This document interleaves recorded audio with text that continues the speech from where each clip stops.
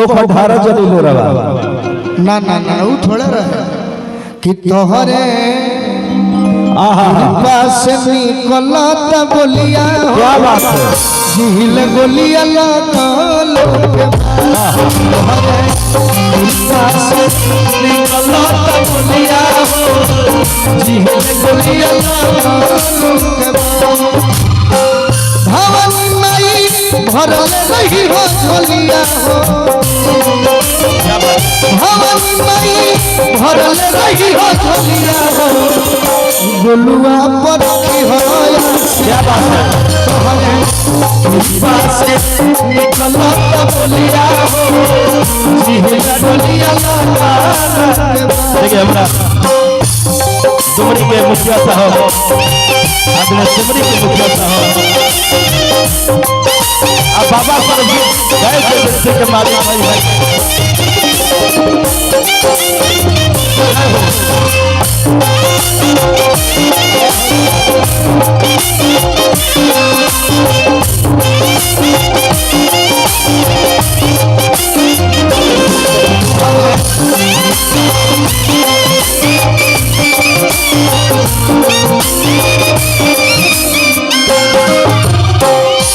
गंजियन हमरा के गीत के फरमाइश भी कही ई गीत कभी कभी हमरा खुद याद आवेला आज यहाँ पिताजी हमर बैठल रहे तो गाना हम ना गाए जे हमरा के दिल में रखले बा ओकर आँख में लोर भरे लगेला तो हम गाना भुला गईनी न तो जीवन में कष्ट आई बाकी रउरा सबके दिन रहल कि हम बस जियत तनी कसहूँ और वह सबके आशीर्वाद रही तो रउरा सबके पगड़ी दिन दुगुना रात चौगुना हम बढ़ावे के जरूर प्रयास करब भले दुश्मन पूरा लोग के आशीर्वाद गीत जखमी जितेंद्र जी के लिखल है और जीवन में वो दिन आंखें में लोर आएगी है सोच के पापा के परनवा जनवा हनवा होई हो पापा के परनवा जनवा होई हमारा बिना कोई से जियते भैया योरी हमारा बिना पूरा समाज तारा से बना दी हमारा बिना कोई से जियते भैया योरी हमारा बिना कोई से जियते भैया कोई संग राहिते सब यारवन के टोलिया जोड़ा में जय कैसे राहिते सब यारवन के टोलिया हो झील गोलिया निकलता बोलिया हो झील गोलिया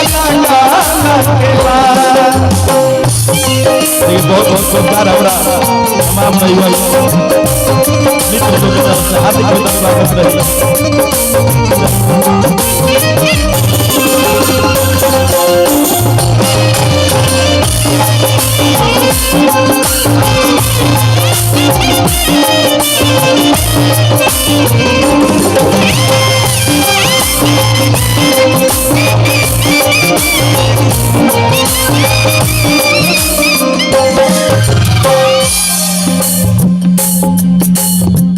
हम कलाकारी माई प्यार के भूखा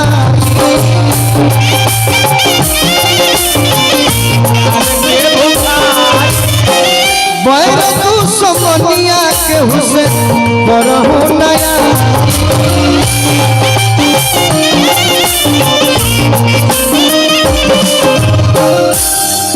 जनवा गाय बैठी खाटिया खटोलिया हो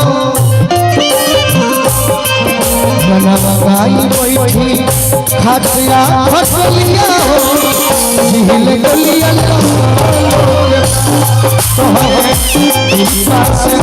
निकलता बोलिया हो झील गोलिया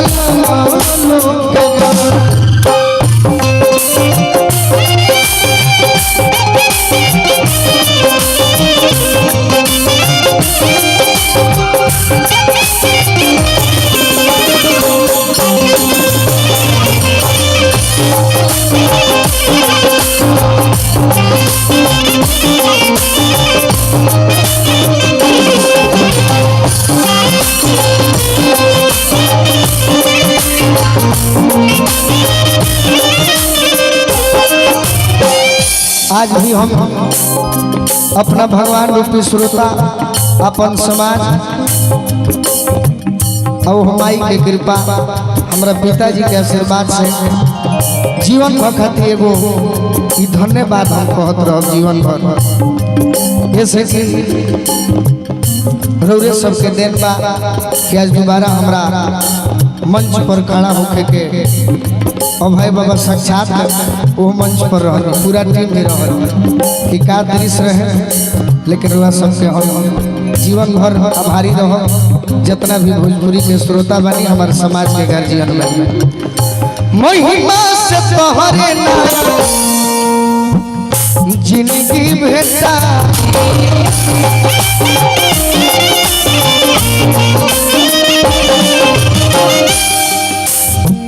देवता रूपी जनता के दुआ में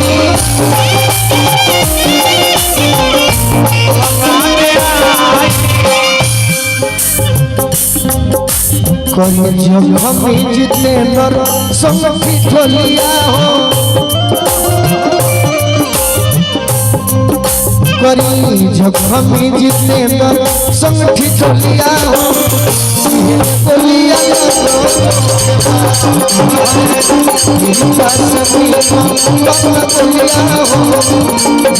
बोलिया